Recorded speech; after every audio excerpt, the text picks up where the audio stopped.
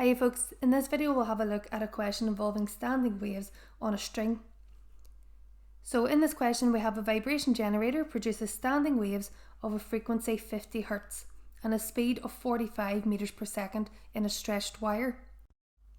So what length of wire will show a standing wave pattern with exactly 3 antinodes? So first thing we would do here is to sketch out a wire with these 3 antinodes. So what is an antinode? The antinode on a standing wave is the point where you have the maximum displacement. So effectively that means we're going to have 3 loops along the wire. So we'll start at one end of the wire, and for a standing wave we must start with a node. So a node is where you have 0 resultant displacement. From there we'll go from the node to the antinode, which is where we'll have the maximum displacement. And we want to repeat this pattern so that we have 3 antinodes.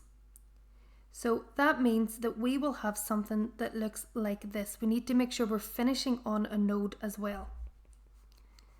So in total here we have 3 antinodes, which are labelled A, and then we actually have 4 nodes.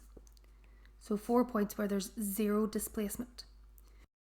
So on a wire, you'll have a node at either end when you create a standing wave.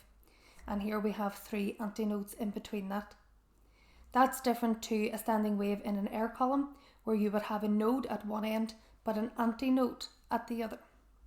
So what we're trying to figure out here is what is the length of the wire.